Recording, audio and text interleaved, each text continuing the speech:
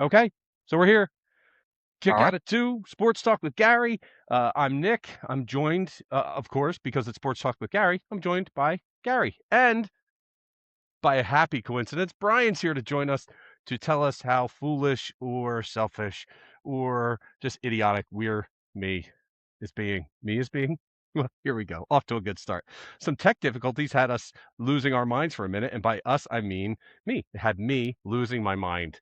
But we've pulled it together, we think, and we're here. We're ready to go. I've missed you guys to talk about sports. All I've had has been Cullen to talk sports with, and he's 16 and kind of dumb, and like he's just so optimistic about everyone and everything that it's just been weird just having him to talk to. But we do have a lot to get to. We have to talk about the Flyers and the Phillies, and yes, the Sixers. But then we have to talk about huge Eagles news that the schedule dropped, and we can go over the schedule, how easy or hard we think it's going to be, the ins and out of the whole thing, and how AJ Brown is still going to be an Eagle come opening day. So hi, Gary. How do you feel? Did you watch? Did you watch? And are you watching playoff hockey right now?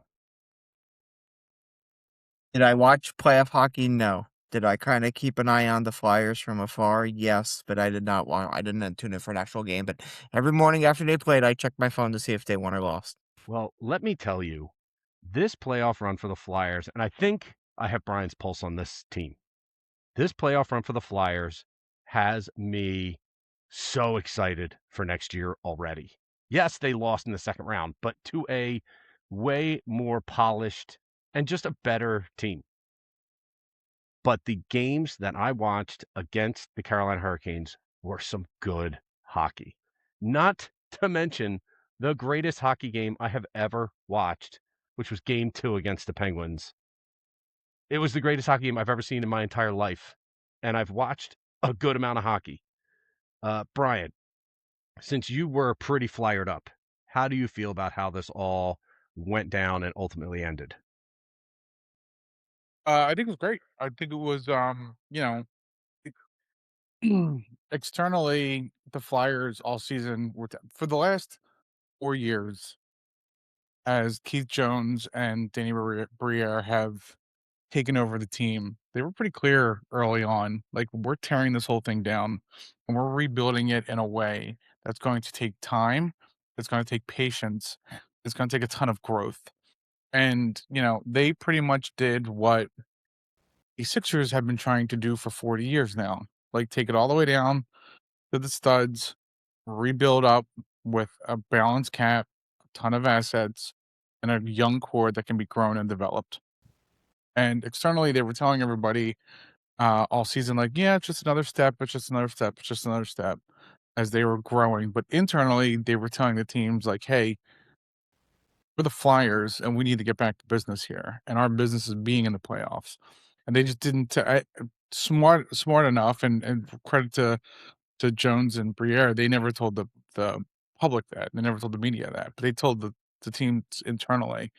And you have a really young team, a really young team. And in the NHL, it takes a while for youth to develop and the NHL level because they're the best in the world, like without a doubt for hockey.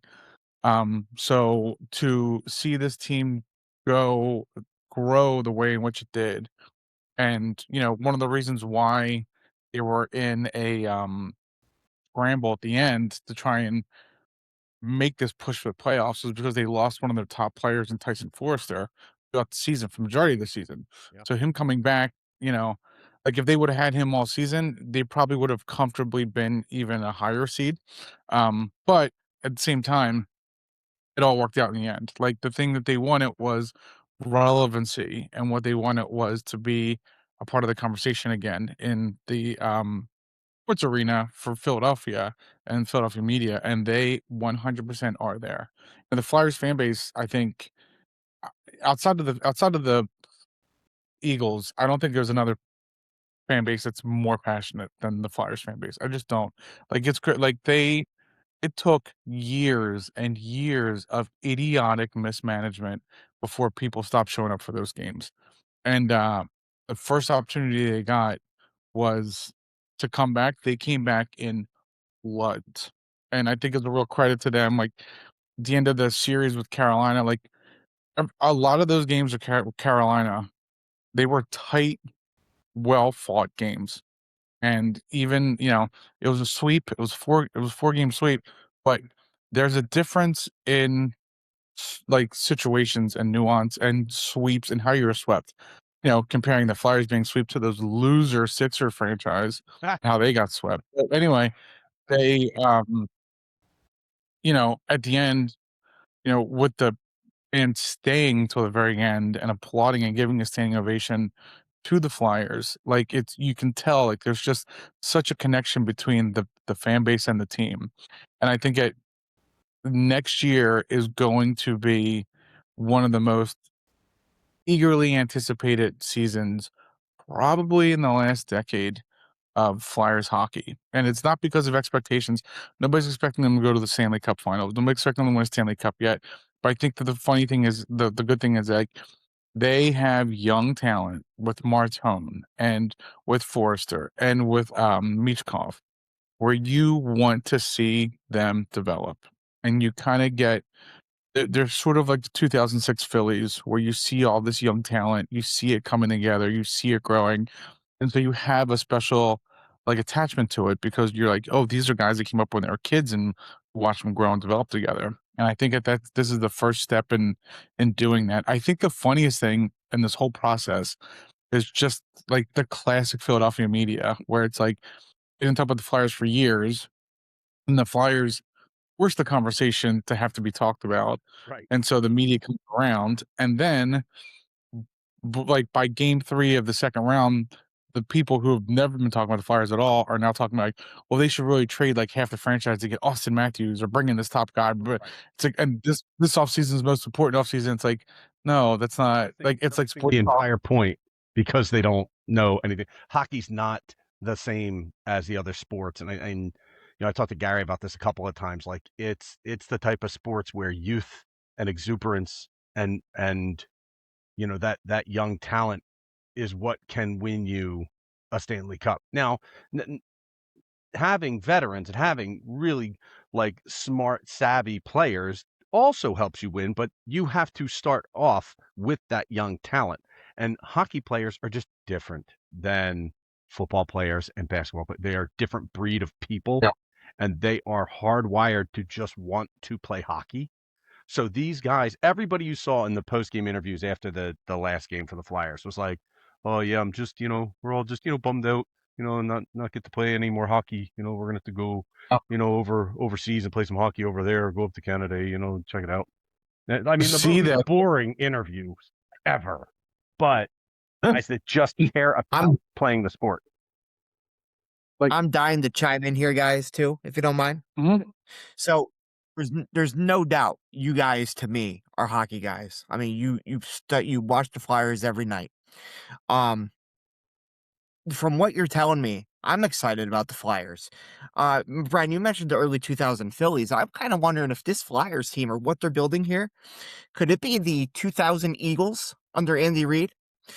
Because to me, this team and this organization sounds like they have momentum. They sound like there's a coach that they believe in who's a former Flyer, a GM who also played for the Flyers, and I from what you're telling me, the 2000 Eagles, like, they won that first playoff game with Andy Reid and McNabb, and they went to play the Giants. They got beat by the Giants, but you could tell they had a young core there. They were excitable, and I think there's just look, there's good vibes with the Flyer organization. And I ask you guys this: do they have, like, I'm not saying if they have a Lindros, but do they have a franchise? Is there a franchise player that you guys are really excited about? That's question number one. And then question number two is, correct me if I'm wrong, I believe they already had the NHL draft. And did they not draft the kid? They drafted a kid, I believe, out of Michigan State. Do we know anything about that pick and if that excites you or not? Yeah, so that pick is Porter Martone, and they drafted him last year, and Okay. he is the guy. I don't necessarily wanna say he's Eric Lindros, but they drafted him last year. He was a top college player this year on a top college team in Michigan State. they got bounced. Michigan State got bounced out of the NCAA tournament early, and so because of that, in the NHL, you can sign your prospect and bring them in immediately, and that's what they did. They brought him in. They signed Porter Martone from Michigan State, brought him in, put him in the lineup immediately at the Flyers. He had 8 points in 8 games, including, like, 2 game-winning goals. He's the type of player where, like, there's certain players where when they're on the ice, it's like the ice is unbalanced, right? Because, like, they Yeah, have such an impact. He's one of those guys. And so, Eric Lindros is a once in a generation type player. I don't know if I can sure. say that Porter Martone's a once in a generation, but his impact on the ice is felt across the board. And that's one of Yeah, those guys that's one of those players that you're just rare. They're rare to find, right? Especially in the NHL. And then they have another kid. There was this Russian kid 21 years old. They drafted him 2 years ago. He was the best player in the draft, but right. he was under a Russian contract, so he wasn't supposed to come to the States until next year, and instead Okay. he came last year. And Okay. so his skill level is exceptional, but it's going to take him time. He's only 21 years old. He doesn't know how to play like American hockey, but you can see it. Like you can see how talented the kid is. And It's there are just flashes of yeah, just insane level of skill out of the kid, and you just like again, it's the best sport for a guy like that because hockey fans are so patient because they know when they look at him how good he is, and you just have to give him Yeah, time to adapt his game to the way that Canadian American hockey is, and become what he's going to be, and it's going to be incredible. Like he's going to be the yeah, Martone Mishkov era has started, and it's one of those like everybody start appreciating it right now because you're in it and you're going to watch this for a long right. time, and they're both going to be good for a long time. I I think And that just to be clear, Nick, you guys are talking about Mishkov? yeah, mhm, yep. Yeah, We yeah. I would Yep. I would liken this team not so much to the 2001 Eagles or 2000. I would liken them to the 2022 Eagles that just surprised the shit out of you in what they could do and Mm, showed you, oh man, there's so much talent when you have, the GM kind of come back out of the closet, not out of the closet, out of the back office, out of the closet sound bad. yeah, Uh, it comes out of the back office, back into power, and just has a bunch of great draft moves, a bunch of great free agent signings where he picked up really young, good, talented players. They put talent together with a coach they believe in. It's really the same thing. And they went, I mean, in 2022, the Eagles going to the Super Bowl. I didn't think that was happening. I mean, nobody saw that one coming. right, And all of a sudden they're in the I Super think Bowl. you mean right. 2017. No, no, I mean 2022 when they went to the Super Bowl and lost. That's Hmm, because Okay. I watched that Super Bowl and they lost and I wasn't crushed. I was like, okay, that was that Yeah, they didn't disappoint me. They absolutely exceeded my expectations. And I knew for a fact that this young roster was going to carry us back into the playoffs. yeah, And 2 years later you win the Super Bowl. So that's where I'm at with this Flyers team. I don't think they're going to win it in 2 years, maybe, but right, I just think that they've turned a corner into being a perennial playoff team and be able to move us, take us as a fandom along for a ride, which the Eagles have done. I think the Flyers can do it. The right. Sixers can't do it because the Sixers are losers. the Well, and losers. I, Yeah, I I think I think what you also have to feel really good about is, they lost to Carolina. I mean, Carolina's a really good team, correct? Yeah, yeah, they're a Really hockey good team. team. they're the best. They're the Yeah, best. Yeah, They're going to win and the Stanley Cup. right, and the other thing is, I mean, if you're a hockey fan, and again, I've never played hockey, but if you got a goalie that you believe in, and that you even as a fan base, you goalie you feel good about, I mean, I think this Flyers goalie, he's a damn good goalie. No, like that's another Yeah, positive. he's really good. Um, he's really good, and you can see he's also really passionate. Like a lot of goalies, kind of hit a point where it seems like they don't care because, like, it's like striking out in baseball. Like you have to get over it. You have to get over it and move Right. on. And so a lot of goalies are seen to be, are looked at like they kind of don't care what happens in the game. Like they expect them to score more, make it happen. And this guy, you can tell, he's not only very skilled, but also he seems to be passionate and care about the wins and losses and care about something getting behind him. And he played an exceptional team. And so I'm happy to see the passion, and I'm glad to see that not only can he care about what he's doing and be a good goalie, but he can also bounce back and play the next game as if that last game didn't happen. So, yeah, the Now, goalie's great. It's kind of funny, like, NHL goaltenders are sort of like left-handed pitchers, so yeah, they take forever to develop, and then sometimes they'll develop late and be amazing, or sometimes they'll just have fluke years and then regress back to who they were before. So, like, goaltenders is, like, really weird, like, they had a really great run with this guy. He had a career year, but the one question going forward is, like, is this now this guy's standard? Did he get it? Did all of his tools come together and now this is the guy? Or did he just get really hot and right. you know what I mean? And he'll regress back to his normal, which isn't bad. He's not an awful goaltender, but he was dominant in the last 2 months, like absolutely dominant. Totally accept. And he was. So, so it's just gonna be interesting to see. But I just think the one last thing with the Flyers, and you're just like, you read this stuff, you're like, oh my God, to find out that their best player, Owen Tippett, who's the guy is like a freight train on skates, to find out that he played in the Penguin series with a sports hernia and internal bleeding and still played. You're like, that is insane. Such a That's hockey, right? complete. That's an upper Mhm. body injury, though, right?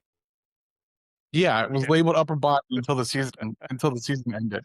Yep. Gary, Gary, in The hockey, like in football, a guy gets hurt, you find out the next day that he's got a, grade 2 ACL tear and it requires surgery and Right. how long he'll be out. Yeah. In hockey, they go, oh, it's a lower body injury. We'll Yep. see. And that's it. That's all you No, get. hockey Once play. it I mean, gets back, and you're like, okay. yeah. I've been to hockey. I've been to Flyers games, hockey games. I mean, hockey players are a different breed, which is amazing. Right. Um, and then I wonder for in your eyes for them to take the next step.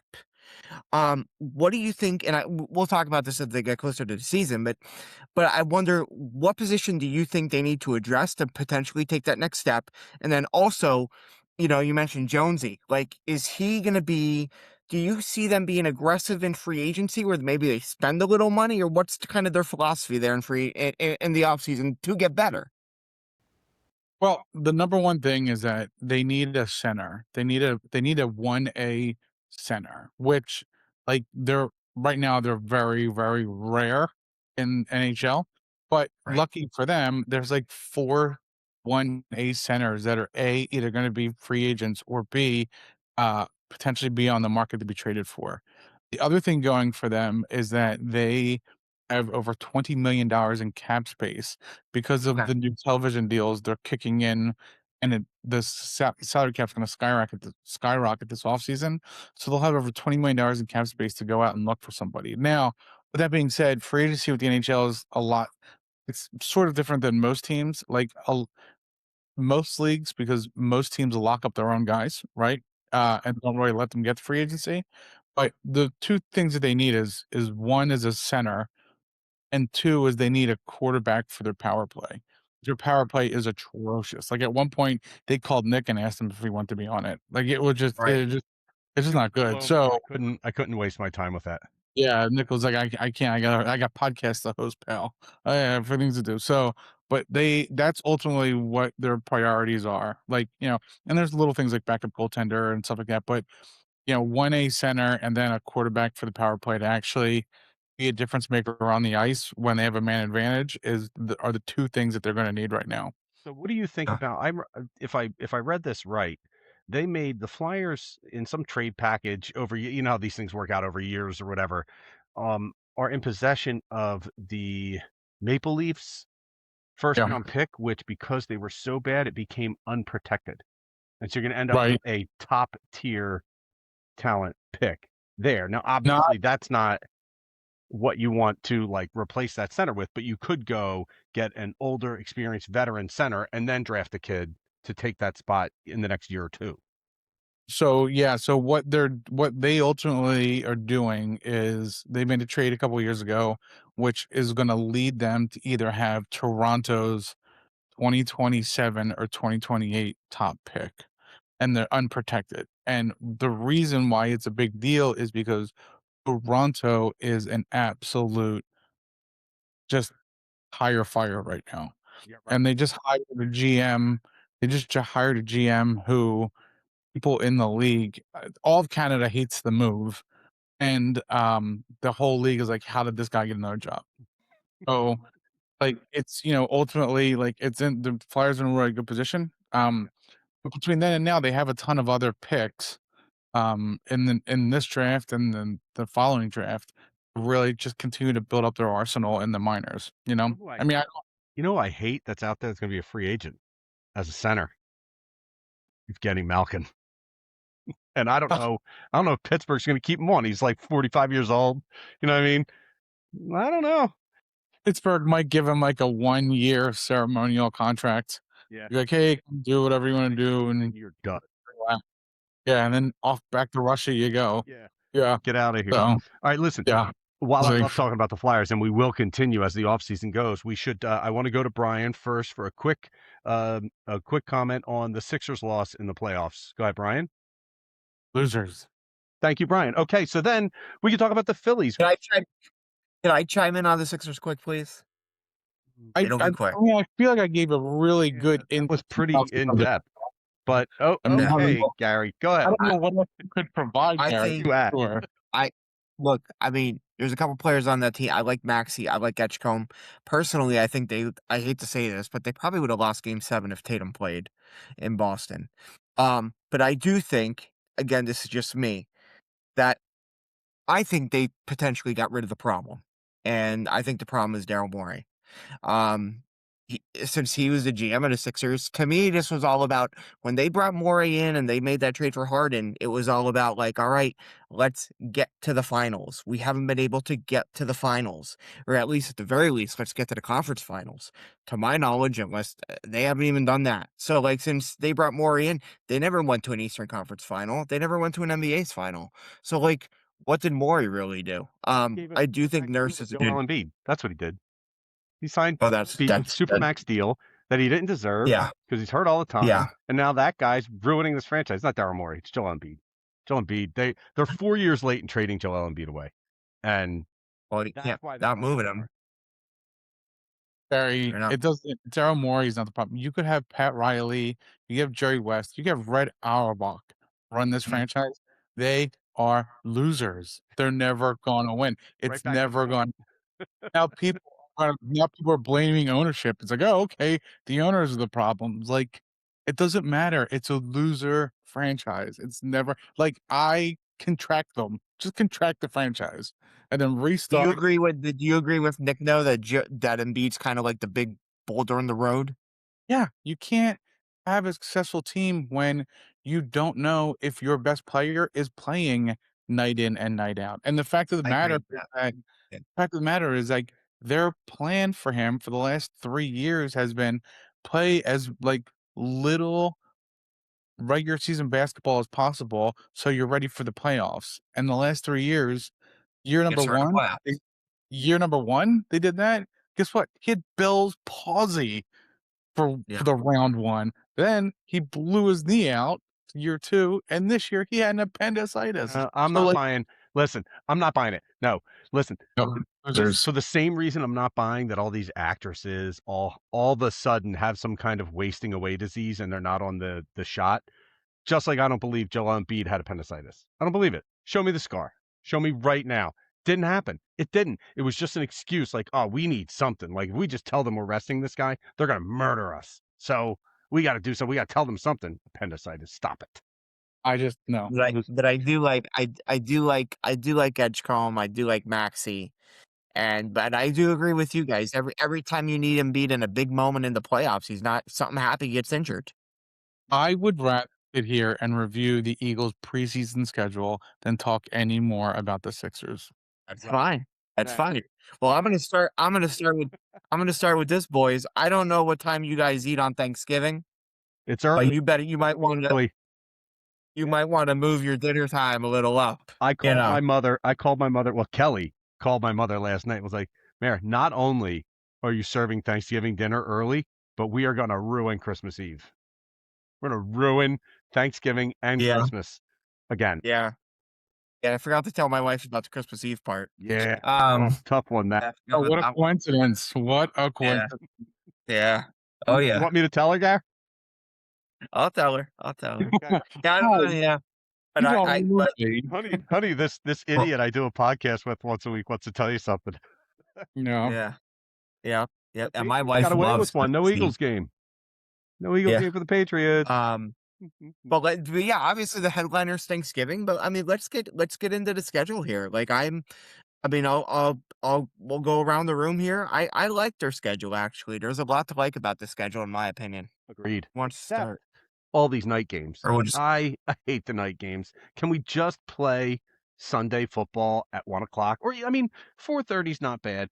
I don't yeah. want to get up and watch a Jacksonville Jaguars game on a Sunday morning. I want to relax. I want to sleep in. Now I got to wake up early or go to bed late just to watch these Eagles. I love the Eagles. I mean, Yeah. this room behind me will tell They you I de- love the Eagles. But it's they definitely got more they got more primetime games than I envisioned, believe it or not. Yeah. and they They got did. and they got the Cowboys treatment in that they have a Sunday night game and then the Thanksgiving game. So I don't Yeah. recall who they play Sunday before Thanksgiving, but there are a couple stretches where I'm like, ooh. they play the Steelers. Oh, Yeah. fine. Let's go Four let's go 4:30. let's go through it. I'll Okay. throw out the and again, I'm not doing wins and losses, but I just we'll do takes We'll do here. that So one day. Yeah. yeah. So week 1, they're home against the I always love a good home opener. Week 1 against the Commanders, 4:25 on Fox. Again, I love the fact that they're starting the year at home and Washington's getting things together. Obviously, they'll have Jane Daniels, but what do you guys think week 1 against the Commanders? I love an NFC East game week 1. It means Yeah. more. And if you lose that Yep. game, it automatically gets the news headlines going, which they'll have nothing to talk about once AJ Brown puts the green on. So they might as well have a need. I mean, unfortunately, I always think the Eagles are going to lose game 1 because it seems like the It's in best seasons start like that. Well, and Brian, Brian, you know this, right? Week 1, even the first 3-4 weeks, a lot of it's kind of preseason-ish, correct? Yeah, I don't know why. I always prefer that they open on the road week 1. Really? Okay. Yeah, because I always think the hype and the expectation of opening up at home, it gets so crazy and out of control that if they Mhm. lose, then it's even worse. Like the fall from when the crash of them being of fans and the media reacting off of a home loss week 1 is always the worst. Right. Like as opposed to a week 2 open up at home where it's really fun, either they're 1-0 or they're 0-1, but like the hoopla and the excitement of the NFL starting and all that stuff, like all that's aside. And now, you know what I mean? And now you're just sort of into the season at this point, right? Right. But I also and I will say this, now I apologize if I'm wrong, if I missed one year, but I firmly believe Nick Sirianni is undefeated in, week 1 home season openers. yeah, there he goes. Why do you And say things like that? Don't say things like that. I'm the I'm knocking on For Christ's sake. knocking on wood. the last That time Alright. the Commanders and Eagles played, I believe the biggest play from that game was a little Carson Wentz to Deshaun Jackson Yes, bomb, it was. Yes, not right? once but twice. Not once but twice. Yeah. So, Twice, I yes. will say. I mean, I don't know, Yes. like, my overall sense of the schedule here is sort of like, I mean, we have to see how it plays out, right? Like, for across the league, but there's nothing on here in the schedule where you're like, ugh. Like, I know they play a bunch of teams that are coming off the bye, the week before, which kinda sucks. I know that they have the short week, Steelers, 4:30 Steelers game, followed by Thanksgiving game, which sucks, right? So, But then you you know, don't then they get to get a bye week, right? You get what? Like you don't play that Sunday and you don't play until the next Sunday. So like Well after Right, you Thanksgiving, you get a quick follow break. yeah, like, you yeah, what follow I it with the what 10 days, but, like, they don't have a bye coming back from London either. Like, they play the Jaguars October 11th, and then they yes. play home versus the Panthers on the 18th, and then but they don't the Panthers are actually coming off of a bye as opposed to the Eagles having a bye Right. after that week, which is weird, I you get know? I Yeah, get that yeah. I get that time change and all that stuff matters, right? I understand there's a 5-hour time difference between London and the East Coast of the US. Um, but they're not like swimming home, right? They're gonna get on a plane and sleep and rest. You Well, know, I don't and know. Nick, here's what I like. Here's what I like. I wanna say this. So, just I mean, week 2 at Tennessee, week 3 at Chicago, but when I look at this schedule, the one spot in this schedule that I really like is you got after you play you got the Rams week 4 home, Jags week 5 in London now. And by the way, when they go to London, I can't guarantee you they're gonna win, but that's gonna be a big time that's gonna be a home game for the Eagles. It's gonna be a big time Eagles crowd. Okay. But week 6, 7, 8, 9, 10 was their bye, 10's their bye. 11 are home against the Steelers. So from week 6 to week 11, they don't even get on a plane or nothing. It's all it's trains and automobiles. I mean, like after London, week 6 home against Carolina, week 7 home against Dallas, week 8 at Washington, week 9 home against the Giants, week 10 bye, week 11 home against the Steelers, and then you got the Thanksgiving against at Dallas. So like to me, that's a nice stretch. I like that stretch for them. Would you say that's the meatiest part of their schedule where they could really put a dent into piling up wins? Yeah. I mean, I'm not going to say that's the quote unquote hardest part of their schedule. No. But definitely, yeah, I mean, you got to put some wins together there or Right. they're in trouble. Yeah. I That's, I yeah, disagree with Gary on this. I I'm gonna like tell that you part. why. I I think they'll rack up wins there. I think they'll rack up wins all the way up until the bye. And I'll tell you why. I think with a new OC, I think that other teams are going into Eagles games, or they will. They'll be going into Eagles games thinking, how do we beat this defense?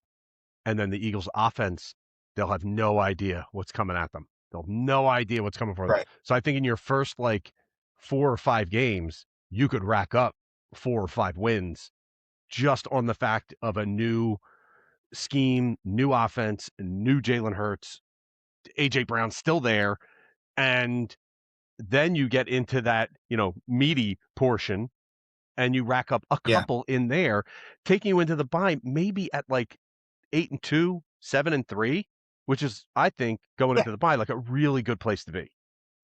Yeah, Nick, again, I think that section right there, they could really do in a good way, right? Everybody stays healthy and they get it going. I think they could really do some damage. And then to be honest with you, like to me, the quote unquote the hardest part of their schedule, like, okay, like at Dallas on Thanksgiving, but like everybody's gonna be juiced up for that one. Yeah. And then you get a little bit of a mini bye, and then you got to go at Arizona. But then after that, like week 14, home against the Colts. Week 15, you got the Super Bowl champs coming to town, week 15. Week 16, home against the Texans.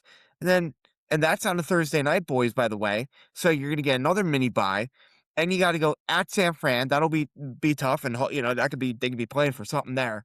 And, at San Fran. And then, last game of the season at the Giants. Who knows what's going on there? So, like, I, And I don't know. I look at that schedule and all things. I think that's a good schedule in their favor. not only that, Gary, but after the Christmas Eve game, you actually have another kind of mini bye. There's about 10 days between Christmas Eve and January 3rd.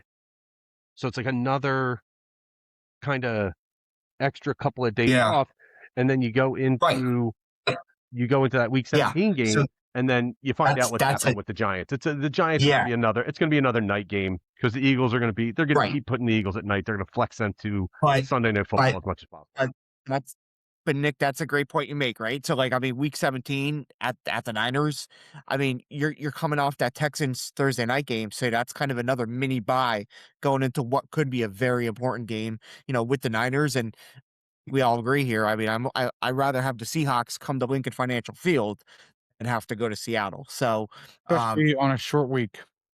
Yes, Seahawks on yes, a short week and playing a 5 o'clock I game.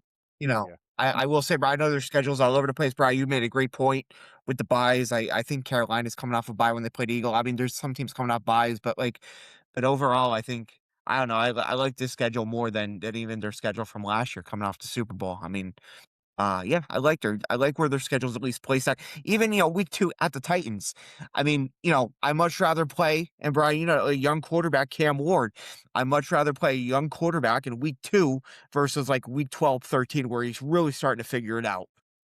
Yeah, no, I think I like looking at this. It's kind of funny. Two things that pop out is one is that the league was hell bent on making sure they get two Jaden Daniels versus Jalen Hurts matchups, right? Like by scheduling these games early, Right. like they played Yeah. twice in the first 8 weeks because they're like, we got to get, and they're both like, and yeah, the ones that they're both national games. So you can Yeah. tell that the league was like, hey, we can't rely on both of these guys being healthy because the hits they take, especially Right. Daniels. So Right. no more late season games. And I think I mean, ultimately, I think you're right. Like they have from December 6th till the end, they have a real opportunity to be able to finish strong. And like it's one of these things where where you're saying like at Cardinals, home versus the Colts, Seahawks on a short week for the Seahawks, Texans on a short week for the Texans, then 10 days off, you get to go out to San Francisco. San Francisco by that time, they'll probably be riddled with injuries like they typically are. And then for the most part, week 18 under the Sirianni era has been a bye. Yeah. So Yeah. you might be getting 2 weeks worth of buys around a 3-week stretch, Yeah. So From your Yeah. there's luck, a the gods real are Yeah. with us, I'll tell you. Holy cow. yeah. I like that. I like the schedule. Now, if talking about your mouth to God's ears, I mean, if you could guarantee me that the offensive line is going to be healthy and productive, and we're going to see that same line we saw 2 years ago when we won the Super Bowl, then I'm ready to rock and roll. Like I would really like to schedule, but I think the schedule works out pretty well. Yeah, I don't, I look at it as like I said, like I don't think there's nothing on the schedule where you're like, oh God, brr," right? Like I think all of it is, I think it's pretty known now. I mean, the only thing that stinks about this schedule is as a 46-year-old man, I hate all of these 8 o'clock games now. Uh, I that's know. what I'm saying. I used I to love know. 'em. I used to love them. Even the 4:30 games, I'm like, oh, Brian, Yep. I get up at 4:30 in the morning. Yeah. No, I'm with you. I'm with you, Nick. I love, and when I was when I was younger, but when I was younger, I used to love going to those primetime games. Brian and I, we even went. They had a Thanksgiving game years ago against the Cardinals, and Brian and I were at that game. yeah. And I was at like Thursday night, Thanksgiving night game. But yeah, I mean, the older I get, the more I want 1 o'clock, Hurt. and even last year when I was you know, take when I was taking my son to his first Eagles game, I want, 1 o'clock in good weather. And Nick, to your point, I just can't imagine. I cannot imagine week 16, or Christmas Eve. Excuse me, dear. Could you hold off for 1 second Yeah. on giving Getting me it this back in the present? Or oven. I Not can't give you a time. present yet because the Eagles are in the red zone. I wanted to see if they score here. Shut up. Shut up, That's gonna kid. go over swimmingly. Church will wait. Yeah. Church will have to wait. Yeah. And the kids, Yes. shut up. Yes. There's no presents. Yep. Shut up. Yes. This All is right. your Hey, gift. I gotta hop off. Gentlemen. I will talk to you later. All right. Bye, Always Brian. good seeing you. All right. Yeah, listen, I'm with Brian. I don't see I'm anything, and here. I think Steve usually goes this direction. I don't see anything that terrifies me on this schedule where I think, oh God, they're just a better team. I think there's games that Yeah. we can win and lose. Like, I don't think we're going to sweep the division. It'd be nice to, but I don't think we will. Um, but my No, you overall won't sweep the feeling division. about this schedule is really good. Like, I feel good about it. And we play the Super Bowl champions, but I gotta be honest with you, I'm not really scared of the Seattle Seahawks. Not after the Super Bowl that I watched, for sure. I'm not terrified of them. They Yeah. don't bother me. So, especially late in the season, Right. everybody's banged up. And It's just whoever's healthier at that point. So, I'm really looking yeah. forward to, like, And so, you always if you're, if you know this, Nick, right? Like if you're gonna get the Super Bowl champs, like God bless, you always want them coming to your house, right? So like you get the Seahawks coming to Philly, again, cross country trip. That's why like that game at San Fran, that's huge because the week before they have a Thursday, you get that mini bye after the Thursday night game when you're home against Houston. So Yeah. that's huge. And And Nick, again, Nick, they don't have to go ahead. run there. They don't have to run there. They're taking a plane. You know what I mean? Like, I don't, Yeah. and it's not like they have to travel and go to Denver and play a game in Denver. Like that's a different type of area. They're going to go out there. They're going to do the same thing they do all the time to get to the place. What's the difference if they take a bus to play the Commanders? What's the difference in taking a plane to San Francisco? No, Nick, I'm telling you, man, I think there's a big difference. I think there's a big difference between the train and the plane. So, like these guys are beat up, they're sore. They want to get home, and from a coaching standpoint, you want to get started on your next week of preparation for your next opponent and a quick recap of what we just went through, win or loss. Like the fact that they don't get on a plane for, and I'll count it up again. I mean, I think that is a big deal in their favor after London. And that might be the NFL saying, thank you for going overseas again for us, like you did 2 years ago. Yeah. 1, 2, 3, 4, 5, 6, like 6 weeks where you're basically just you're staying home or you're getting on a train or a train. That's Staying huge. home, Huge. right? The creature comforts of home are you prefer that. I get that part. I do. Yeah. But these guys are not flying coach to get to where they're going to play a game. They're in the best True. of conditions. And if you think they can't go lay down while they're on the plane, you're wrong. They can. If you think the coaches can't have a meeting on the plane, you're wrong. They can. So like I Yeah. can't get behind this whole idea like, oh well they had to travel. Like I don't who cares? They're going and staying. Right. This is Yeah. not 1980s football, right? They're not flying coach or getting on a bus to drive across the country. They're flying in private jets, getting out there, staying in the nicest hotels, and just being served upon constantly. So uh, the whole traveling thing doesn't fly with me with these professional athletes, and they're millionaires. Well, you know what? Jobs. I It's really just don't want to hear it. Yeah, I'll say this, Nick. It's perfectly fine. We disagree. I think that's a big deal in their schedule, but we'll find out when they start playing these games, right? Like, but I think it's a big deal. What I'm trying to look up now actually Flights to is London. they play the Seahawks in Philly. No, so when they play the Seahawks late in the year, Don't go to the. they play the Seahawks Don't at go. home in Philly on a Saturday. On a Saturday, Uh-huh. okay? So I want to see what the Seahawks are doing.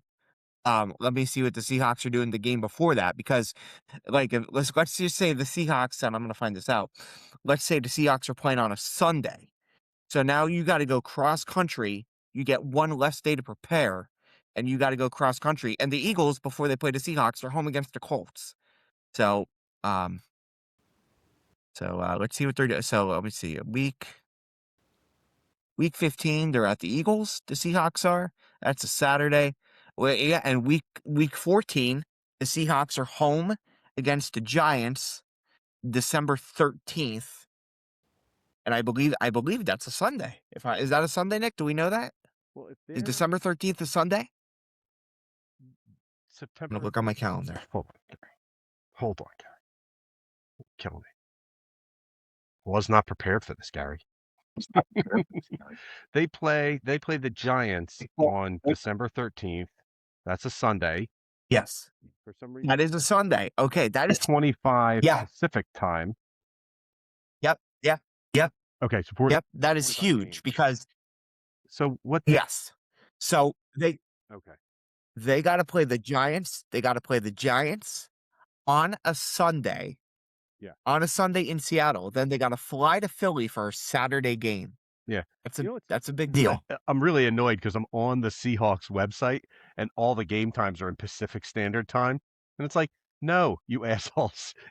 Everybody operates on East Coast time. That's it. That's enough, right, Cal? And I will also say this, Nick, not to mention now, hopefully the Eagles aren't looking ahead to Seattle when they play the Colts the week prior in Philly. Yeah. But week 14, the Seahawks host the Giants week 14 on a Sunday, and the Seahawk Super Bowl champion head coach, Mike McDonald, like he coached for a long time in Baltimore with John Harbaugh. So I think Seattle's going to be really fired up for that game because they want to win that game. They want to win that one for the coach. They want to beat Harbaugh because McDonald was his D coordinator. You So think yeah, I mean, the players in the town of Seattle uh, are going to want to win one for the Gipper? Is that what you're? absolute. I believe in that. I absolutely believe in that. Yes, yes, Well, I I would do. wait and see what their record looks like to see how much they care about the old Gipper. You know what I mean?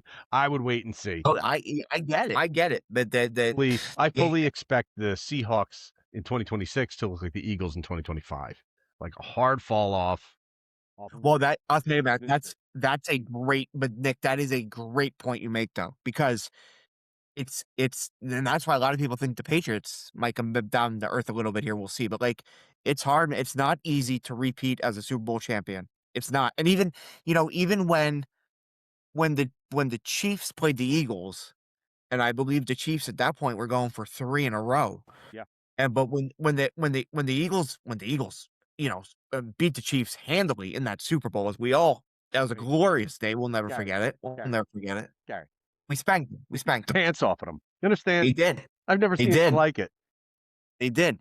But that whole season, I mean, okay, I'll give credit to the Chiefs for getting back to the Super Bowl. That is not Yeah. easy. No. But Nick, if you remember that whole season, the Eagles were really starting to beat some teams pretty handily and they got hot.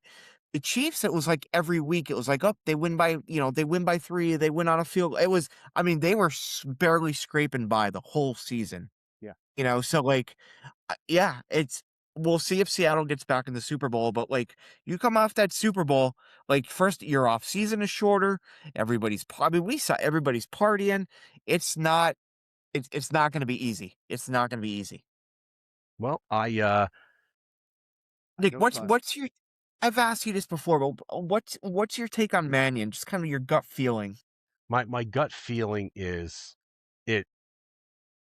I think you're gonna again. I said this before. I think you're gonna have a couple of games, 4 to 5 games at the beginning of the season that go our way purely because other teams will not be prepared for the offense this guy's going to run. They just won't know. Mhm. They won't know what to Yeah, prepare for. Where I yeah, think the offense of the last couple of years has been pretty easy to prepare for because last year Patullo was your OC. Before that, he was still an assistant coach, and yeah, the direction of the team was always the same thing, right? And I yeah, think that the feeling I get after the Mannion hire is that we are going in a different direction. We're going to use the talent that we have because they're talented players that can handle a lot of different schemes. But I think that, and if the reports I read are right, that Jalen Hurts is really open to working with this guy and mhm, changing his game based on what he's being sold. Like that, coaches are kind of salesmen when you get to the professional yeah, level. Like you have to sell these guys on your ideas and what you think. And I think this guy sold Jalen Hurts on what the plan mhm, is and how to get back to where we were. Because Jalen Hurts is the type of guy that he wins, he wants to keep winning. Like he's a yeah, winner, he wants to keep winning. How do we do that? Let's make it happen.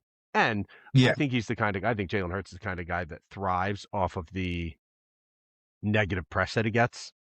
I agree with you 100%. Think he 100%. loves it and he loves proving people wrong.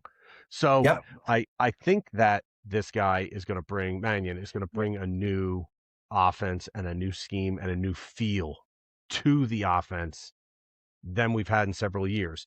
And it's the same feeling I got when they brought in Chip Kelly, and nothing Yeah. can be as bad as Chip Kelly. Nothing. Well, the Chip Kelly, you mentioned Chip Kelly, like so. Again, a little ironic that first season with Chip Kelly, they opened on a Monday night on the road at Washington, and really that whole season, I felt like Chip Kelly's offense took the league by storm. Really, that whole season, and I really felt either Chip Kelly's going to be fired in 3 years, or he's going to win a Super Bowl with the Eagles in 3 years. And that Eagle offense that first year with Chip Kelly was absolutely dynamic. And part of the reason was because, nobody, like you said, right? Nobody really saw it. Nobody really knows it, right? It took the league by absolute storm. And imagine that Chip Kelly offense if they would have had a healthy Jeremy Maclin. I mean, Jeremy Maclin was out for the whole season. Um, with that offense, he was hurt in training camp. Otherwise, you would have had Maclin and Jackson. Otherwise, you had Jackson and Cooper. But that first season with Chip Kelly, that offense took the league by storm. And then, as often does, Nick, in the offseason, all those DCs, they're watching video. Coaches get paid too on the other side. And everybody caught up to the offense. And that was slowly the decline of Chip Kelly. So um, I think you're right. I think early on, they might get a couple teams by surprise. With that man, what that offense is going to look like. Hopefully it looks good. Hopefully they run it well. And then as teams adjust, hopefully Mannion has a counterpunch. Hopefully this offense has a counterpunch. Yeah, I mean, I don't think you can be a high level coach in the NFL and at least for multiple years and not be able to punch and counterpunch. And I think that was the real problem you had with Patullo. First, Patullo was calling plays for a year. I think he was a bit of a victim of circumstance. Like, I there's not many people that can go in there and start calling plays and have it really figured out in a year. But with the team we're talking about, in the city we're talking about, with the market we're talking about, it he kind of got screwed a little bit. I Yeah, think well, this yeah, I think Sean yeah, Mannion knows how to call plays. I think he knows how to run an offense. I think he knows how to be in charge, and I think he knows how to deal with high level, high ego players in order to get the most out of them. And okay. that I Uh, think that's his biggest strength. I think is to deal with these high ego players and get what he needs to get out of them, like Jalen Hurts, AJ Brown.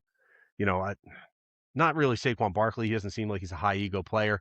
Um, but you still have to sell these guys on what you're trying to cook here in the kitchen. You know what I mean? Like right. you're cooking up these plays and you're cooking up this offense and you got to sell it to the public, and that's these players. So Yeah, I think he's got some good ears on him, and I think it's going to work out. I think we're going to be okay. I have good feeling about this year. I like the schedule. Um, I don't think the Eagles are getting screwed. I think, in any schedule they put out, you're gonna be like, oh, the schedule's so hard, or oh, I don't like this bye week, or oh, I don't like this after this. I love having a Thanksgiving game. I love yeah, the Christmas Eve game. Like these are days I don't have to go to work the next day anymore. Like I used to work on Black Friday. I don't do that anymore. right, So right. I'm really excited about those two Yeah, games, and I actually like that we're playing in London. I know I complained about getting up to watch football, but man, to yeah, make a nice Irish coffee, sitting out on the patio, watching a football game, getting rowdy at 9:30 a.m. to yeah. start my Sunday, I think I'm okay with I that. I also think we'll wrap it up here, Nick, but I think what this says too is I think obviously the Eagles sell themselves. They have a phenomenal fan base. But I think the NFL has maybe a good vibe about the Eagles this year. The fact that they're getting more primetime games than I even thought. On Mannion, I what I like the Eagles. It certainly seems that the Eagles front office is committed to this offense that the Rams run, the Packers run. Mannion's a disciple of this offense. He worked with McVay and with the Packers, and so I think they want Jalen to get on board here because I think the Eagles are committed to this offense. As far as the play call, I mean, I'm not sure if he's really called plays, but the thing I love about Mannion is I think he is the fact that he worked under McVay. And by the way, I know Sirianni beats McVay, but he's worked under good coaches. I got a good feeling about it. And if you've seen, the Eagles actually released a video after they drafted Mekhi Lemon, the wide receiver. You could see the video; it's available. They go inside the Eagles war room, and Howie says, "Hey guys, we're drafting Mekhi Lemon." Everybody's clapping, and Jeffrey Lurie goes to Mannion and says, "That's a pretty good way to start, Sean, don't you think?" And Mannion just has a really big smile on his face. So, Yeah. um, we're not going to get into it today. But next week I want to start doing maybe some position breakdowns. Maybe next week we'll talk a little bit more quarterback. Um, Let's next week again, let's talk quarterback wide receiver next week. I think that's going to be the yeah, most important going into your running back room is kind of set, right? I think we know yeah, that. So let's talk quarterback wide receiver next week. And we got to start talking about this tampering stuff. Speaking about the draft, there's a whole tampering investigation with the Steelers and the Eagles going on with that pick. So let's get into it a yeah, little bit more. I'll do some research. I'll come with some receipts and we'll talk next yeah, week.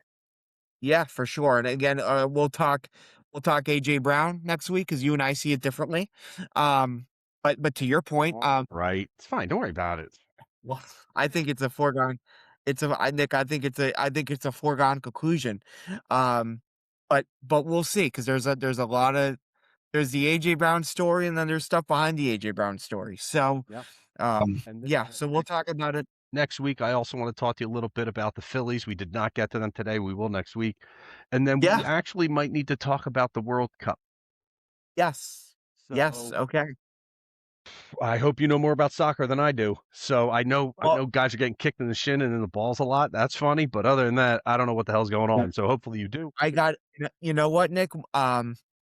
I got a. You let me know when we really want to go heavy on the World Cup here because I got a really good friend who's just a diehard soccer fan and he cannot wait until the World Cup and I think he could bring a lot to the table. So, I'll bring him in. I'll try to bring him in. All right. Does he actually know a lot about soccer? Because I don't need to be getting Adam emails. You understand? No, but I love Adam. I think when it comes to the draft, there's nobody better than Adam, and I totally support his pick of Ty Simpson. I do. Um, and Adam loved being on with the draft. But he's a big. I mean, he definitely he knows the World Cup. I think he knows the lay of the land with the World Cup. He knows who the favorites are. What he thinks the United States, how far maybe they can go or not go. I think he could They can't go give us a far. little take on it. Well, we'll see. Retired OR We'll nurse see. Tom has no hope for the United States in the World Cup. So I don't. Oh, maybe I'll see if I get retired OR nurse Tom to come on. Oh no, Okay. he doesn't know how to operate Discord. There's no fucking way. Okay, whatever. Okay. Love your guy, Okay. not my guy. All right. All right, Gary. Watch your eye. I'll Listen, I will talk see to what you I can next do. Friday, and man, go Birds. Oh, birds. Take care.